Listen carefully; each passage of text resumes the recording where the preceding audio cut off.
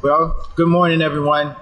The few people that are here. But good morning, everyone. My name is Michael McPherson. I'm the Executive Director of Veterans for Peace, and I want to thank everyone that's come out today. Basically, we're kicking off an initiative called the Occupation Project here in St. Louis area. This is part of a project that's taking place across the country where it was put together by Voices for Creative Nonviolence. And the mission or the goal of the project is to get members of Congress, the Senate, and representatives to agree publicly not to fund the war, not to vote down the supplemental that the president is putting before Congress.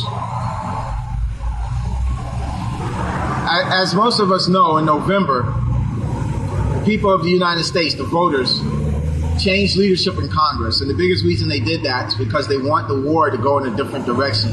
They do not want the status quo. They want the war to end. But unfortunately, the President of the United States has decided not to listen to the people and continue to stay the course as he has been doing in the past. Now he's telling us that he's going to send 21,000 more troops, which we found out with support as to about 50,000, and escalate the war. This is not what the American public wants. The American public wants us to end the war and bring the troops home. So since the president will not listen to the American people, we've decided the best thing to do is to go to Congress and demand that Congress stand up to the president as a co-equal branch and persuade him to bring the troops home and use the power of the purse if necessary to defund the war. Now, some people tell us that if you defund the war and if you don't vote for the funding, then we will be undercutting the troops. I am a veteran of the First Gulf War. My son has served a year in Iraq. He is currently in the 101st Airborne, and more than likely he will be part of this escalation.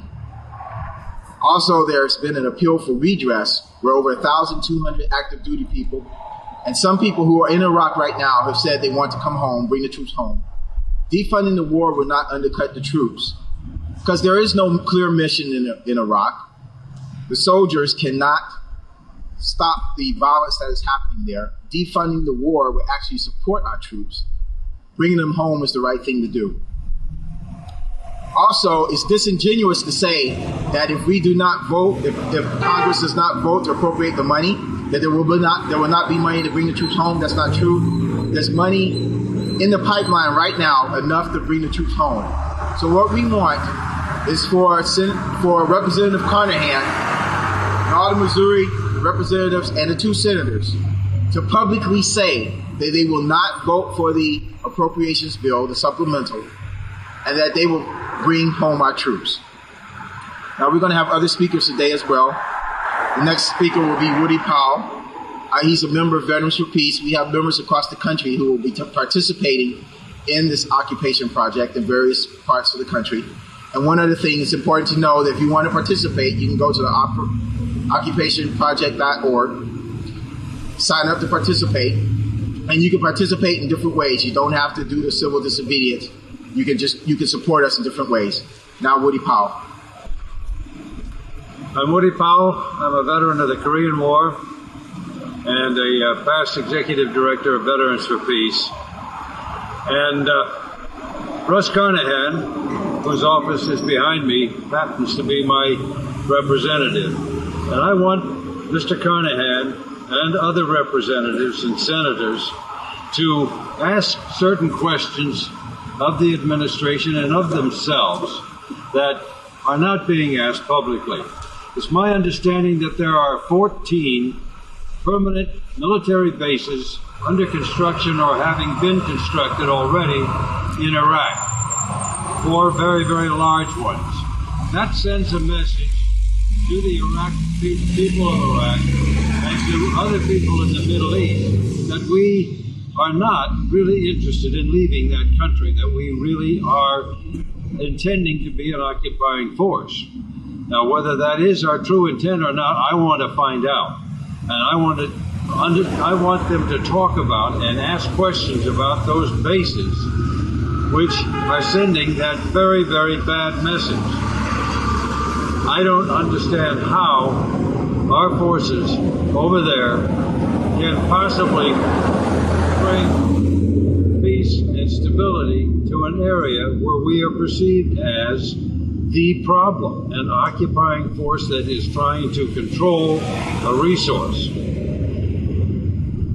The money that is going into this ridiculous adventure needs to be spent, in my opinion and in the opinion of an awful lot of other people, on developing alternative fuel resources.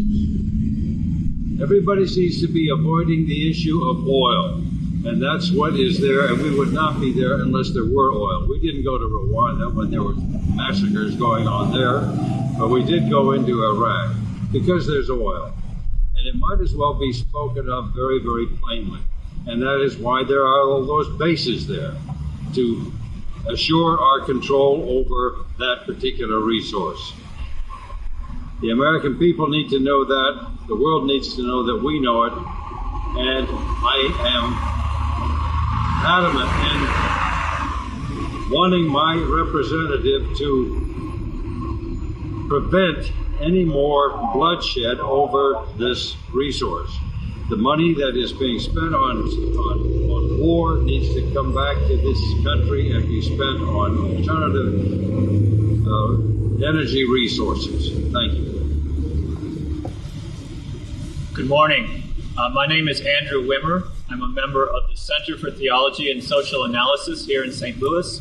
We're one of the sponsors of the local occupation project. Our message is simple. The situation in Iraq, which everyone acknowledges to be utter chaos, does not have a military solution.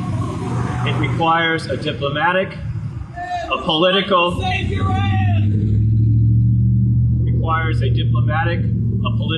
and ultimately a humanitarian solution. Yesterday, President Bush asked for another $93 billion and told Congress that he would ask for an additional $143 billion later this year. More than $235 billion that will be dedicated to further warfare.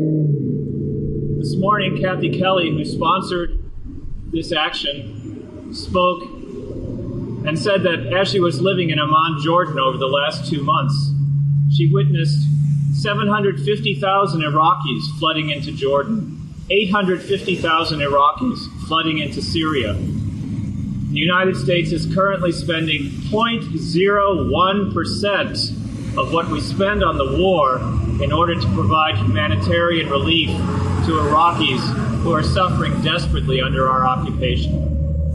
So we're here this morning to launch in St. Louis this occupation project. As we're speaking, there are 5 members of the St. Louis Occupation Project who have gone in to have a conversation with Russ Carnahan's aides. We have one very simple question that we're putting to Representative Carnahan and ultimately to the other members of the Missouri congressional delegation, and it's this. Will you publicly state that you will oppose any further funding for the war in Iraq and the Middle East? It's a very simple, straightforward question, and we're expecting a very simple, straightforward answer. The answer, no.